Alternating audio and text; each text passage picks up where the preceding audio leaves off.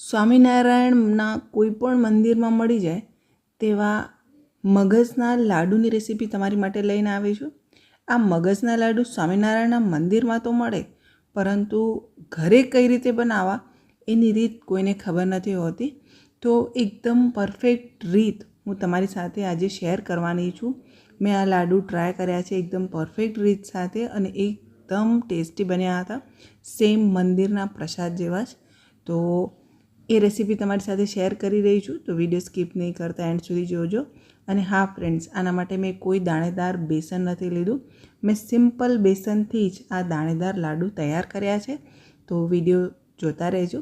Video ગમે તો like કરજો, તમારા મિત્રો સાથે આ વિડીયો શેર કરજો અને આવા બીજા નવા વિડીયોઝ જોવા માટે ચેનલને સબસ્ક્રાઈબ કરી બાજુમાં આપેલું બેલ આઇકન ચોક્કસથી પ્રેસ કરજો. હવે માર્કેટમાં જે બેસન મળે છે ને તેનો જ મેં અહીંયા ઉપયોગ કર્યો છે અને તે બતાવવા માટે જ મેં આ પેકેટ તમને બતાવ્યું છે. હું કોઈ કંપનીની એડ નથી કરી રહી. તમે માર્કેટમાં જે પણ કંપનીનું બેસન મળે એ બેસન લઈ શકો છો. અહીંયા વજનમાં 250 ગ્રામ લેવાનું છે અને જો કપના માપ પ્રમાણે જોશો તો 2 કપ અને 1/4 કપ જેટલું બેસન મેં અત્યારે એક બાઉલમાં લઈ લીધું છે. તેમાં 2 ટેબલ સ્પૂન આપણે ઘી ઉમેરવાનું છે. નોર્મલ ટેમ્પરેચરવાળું ઘી લેવાનું છે અને 3 ટેબલ સ્પૂન હું તેમાં દૂધ ઉમેરું છું. ફ્રીજમાં જે આપણે દૂધ મૂકેલું હોય ને તેનો જ ઉપયોગ કર્યો છે. અહીંયા દૂધ કે ઘી કંઈ ગરમ નથી કરવાનું અને આ બધું આપણે બેસન સાથે સારી રીતે મિક્સ કરી લઈએ.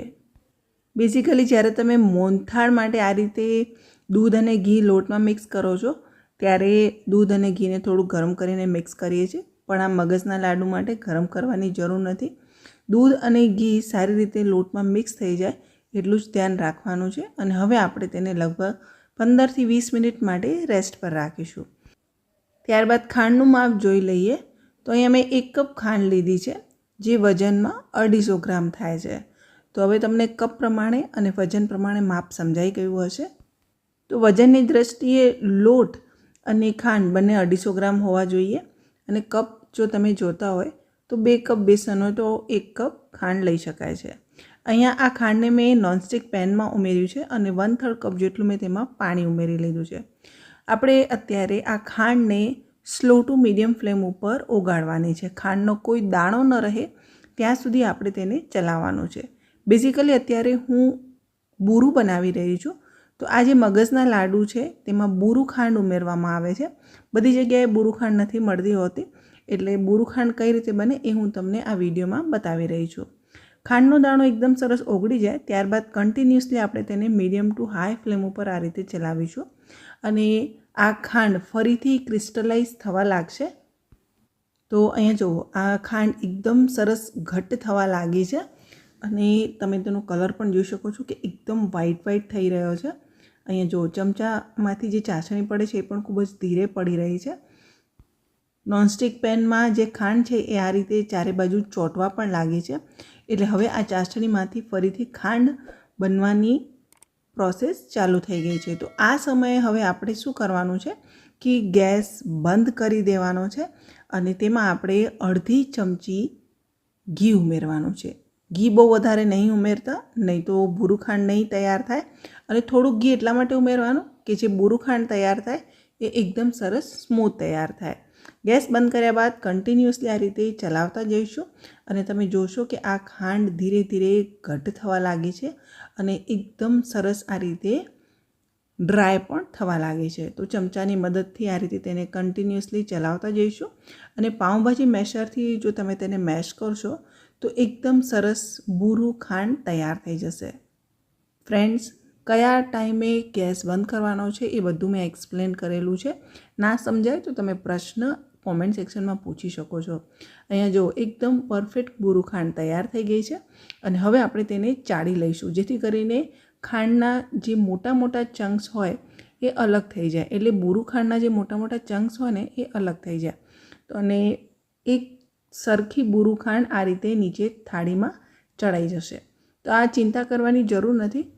આ જે ક્રિસ્ટલ ખાંડ છે જે થોડાક મોટા મોટા ટુકડામાં રહી ગઈ છે તેને મેં મિક્સરમાં પલ્સ મોડ ઉપર ચલાવી છે ફક્ત 5 થી 10 સેકન્ડ માટે અને તેને મેં આ રીતે ચાળી લીધી છે. તો એકદમ પરફેક્ટ તમે જો આપણી આ બૂરું ખાંડ તૈયાર થઈ ગઈ છે.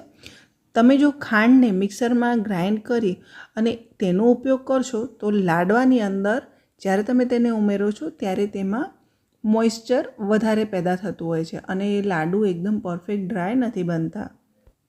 તો 15 મિનિટ બાદ આપણે આ લોટને ચાળી લેવાનો છે અને તમે જુઓ દાણેદાર લોટ આપણો તૈયાર થઈ ગયો છે અને તેને આપણે ચાયણામાં ચાળી લઈએ. તો ચાળતી વખતે થોડાક મોટા કાણાવાળા ચાયણાનો ઉપયોગ કરવાનો. ખાસ કરીને ચોખા માટે આપણે જે ચાયણાનો ઉપયોગ કરીએ તેનો ઉપયોગ કરજો અને આ રીતે હાથથી ઘસીને આ લોટને ચાળી લેવાનો છે. તો અહીંયા જુઓ જે જાડો લોટ હશે એ આ રીતે અલગ થઈ જશે અને નીચે દાણેદાર એક સરખો લોટ તૈયાર થશે અને જે કણીઓ હતી તેને મેં મિક્સરમાં ગ્રાઇન્ડ કરી તેને પણ મિક્સ કરી લીધું છે. હવે ફ્રેન્ડ્સ આપણે અહીંયા આ લોટને શેકવાનો છે તો તેના માટે મેં અગારોની નોનસ્ટિક ફ્રાય પેનનો ઉપયોગ કર્યો છે. બુરું ખાંડ પણ મેં આ નોનસ્ટિક પેનમાં જ તૈયાર કરી હતી. અગારોનું આ નોનસ્ટિક પેન જો તમારે પરચેસ કરવું હોય તો લિંક તમને ડિસ્ક્રિપ્શનમાં મળી જશે. અડધો કપ ઘી મેં અત્યારે ગરમ કરવા માટે મૂક્યું છે. આ ઘી જે છે એ વધારે પડતું ગરમ ના થઈ જાય એ પહેલાં લોટ ઉમેરી લેવાનો. નહીં તો જો વધારે ઘી ગરમ હોય ત્યારે તમે લોટ ઉમેરો તો નીચેનો લોટ બળવા લાગે છે. એટલે એ ખાસ ધ્યાન રાખજો કે ઘી થોડુંક સામાન્ય ગરમ થાય એટલે આ લોટ ઉમેરી અને તેને મિક્સ કરી લેવાનું છે અને ગેસની ફ્લેમ ધીમી રાખવાની છે. હું તો એમ જ કહીશ કે ઘી મેલ્ટ થાય તરત જ લોટ ઉમેરી તેને મિક્સ કરી લેવાનું. ભલે થોડુંક ઠંડુ હોય તો પણ ચાલે. હવે આ લોટ અને ઘીને આપણે સ્લો ટુ મીડિયમ ફ્લેમ ઉપર શેકીશું. મને જરૂર લાગી એટલે મેં 2 ચમચી જેટલું ઘી અત્યારે બીજું એડ કર્યું છે. જો જરૂર પડે તો જ ઉમેરજો, બાકી સ્કીપ કરી શકાય છે. ધીમા ગેસ ઉપર કન્ટિન્યુઅસલી આપણે તેને 15-20 મિનિટ માટે શેકવાનો છે. ક્યારે પણ આ લોટને ફૂલ ફ્લેમ ઉપર અથવા મીડિયમ ટુ હાઈ ફ્લેમ ઉપર નહીં શેકવાનું, નહીં તો તે ઉપરથી શેકાઈ જશે અને અંદરથી કાચો રહી જશે. તો અહીંયા લગભગ 14થી 15 મિનિટ થઈ ગઈ છે અને તમે જુઓ આ બેસન એકદમ સરસ શેકાઈ ગયું છે અને ખૂબ જ સરસ તેમાંથી સુગંધ પણ આવી રહી છે. તો આને વધુ દાણેદાર બનાવવા માટે મેં 1 ટેબલ સ્પૂન જેટલું દૂધ આ રીતે ઉમેર્યું છે. બધી બાજુ ફેલાવીને ઉમેરવાનું છે અને કન્ટિન્યુઅસલી આ રીતે તેને ચલાવતા જવાનું છે. તો તમે જોઈ શકો છો કે આમાં એકદમ સરસ કણીઓ તૈયાર થઈ છે અને આ દૂધ બધું બળી જાય એટલે આપણે આ મિશ્રણને મોટા વાસણમાં કાઢી લઈશું અને આ લોટને આપણે થોડો ઠંડો કરવાનો છે. તો બુરું ખાંડ આપણે અત્યારે નથી ઉમેરવાની. લોટ થોડોક ઠંડો થાય ત્યારબાદ જ આપણે તેમાં ઉમેરીશું. અત્યારે 5 ચમચી ઇલાયચી પાવડર ઉમેરવાની છે અને 1 થી 2 ચપટી જેટલો જાયફળ પાવડર ઉમેરવાનો છે અને 2 ચમચી હું તેની અંદર કાજુની કતરણ એડ કરું છું. એકદમ ઝીણા મેં સમાર્યા હતા. એ જ રીતે 1 ચમચી હું તેમાં બદામની કતરણ ઉમેરું છું અને 1 ચમચી પિસ્તાની કતરણ એડ કરું છું. એકદમ ઝીણું ઝીણું સમારવાનું છે અને આ ડ્રાયફ્રૂટ ઉમેરવો બિલકુલ ઓપ્શનલ છે, તમે તેને સ્કીપ કરી શકો છો. તો આ ડ્રાયફ્રૂટને લોટમાં સારી રીતે મેં મિક્સ કરી લીધું છે. લોટ ગરમ હોય એ સમયે જ ડ્રાયફ્રૂટ ઉમેરી અને તેને મિક્સ કરી લેવાનું એટલે ડ્રાયફ્રૂટ પણ ગરમ લોટ સાથે શેકાઈ જશે. હવે આ લોટ આપણે અડી શકીએ એટલો ઠંડો થાય ત્યારબાદ તેની અંદર ખાંડ ઉમેરવાની છે. હા, લોટ એકદમ ઠંડો પણ ના હોવો જોઈએ અને એકદમ ગરમ પણ ના હોવો જોઈએ. તો જે બુરું ખાંડ હતી તેમાંથી મેં આ રીતે 4 ટેબલ સ્પૂન જેટલી ખાંડ એક વાટકીમાં અલગ કરી છે અને બાકીની બુરું ખાંડ મેં આમાં આ રીતે ઉમેરી અને મિક્સ કરી લીધું છે. તો જરૂર લાગે તો હું ઉમેરીશ, પણ ટેસ્ટ કરવું હોય તો તમે ટેસ્ટ કરીને જોઈ શકો છો. અને હાથથી અત્યારે હું મિક્સ કરી લઉં છું અને એકદમ પરફેક્ટ તમે જોઈ શકો છો કે આ મિશ્રણ તૈયાર થયું છે. બિલકુલ ખાંડ પાણી નથી છોડી રહી અને એકદમ પરફેક્ટલી આપણા લાડુ તેમાંથી આ રીતે વળી રહ્યા છે. તો બસ આ મેઇન પોઈન્ટ છે જે મગજના લાડુ બનાવવા માટે જરૂરી છે અને આ પ્રોસેસ હવે તમારે ખૂબ ઝડપથી કરવાની રહેશે, કારણ કે જો આ લાડુનું મિશ્રણ એકદમ ઠંડુ થઈ જશે તો લાડુ પાડવામાં તમને પ્રોબ્લેમ થશે. અને હા, જો એવું થાય તો 1-2 ચમચી ઘી ગરમ કરી ઉમેરી અને લાડુ તમે આ રીતે વાળી શકશો. અત્યારે મારા લાડુ એકદમ પરફેક્ટ બન્યા છે એટલા માટે આ બુરું ખાંડને ઉપરથી લગાડવાની મને જરૂર નથી લાગી રહી. એકદમ સરસ કણીઓ દેખાઈ રહી છે. જો તમારા લાડુ પ્લેન થઈ જાય તો તમે ઉપરથી આ બુરું ખાંડ થોડીક લગાવી શકો છો. પિસ્તાથી અત્યારે હું તેને ગાર્નિશ કરી લઉં છું અને તમે જુઓ એકદમ પરફેક્ટ દાણેદાર મગજના લાડુ તૈયાર થઈ ગયા છે. ફ્રેન્ડ્સ, ખરેખર કહું છું કે એક વખત મારી આ રેસીપી ટ્રાય કરજો, એકદમ પરફેક્ટ બનશે. સ્વામિનારાયણના મંદિરમાં મળે ને તેવા જ તમારા મગજના લાડુ તૈયાર થશે, એકદમ દાણેદાર. અહીંયા જુઓ, દાણો પણ એકદમ સરસ પરફેક્ટલી દેખાઈ રહ્યો છે, કલર પણ એકદમ પરફેક્ટ આવ્યો છે.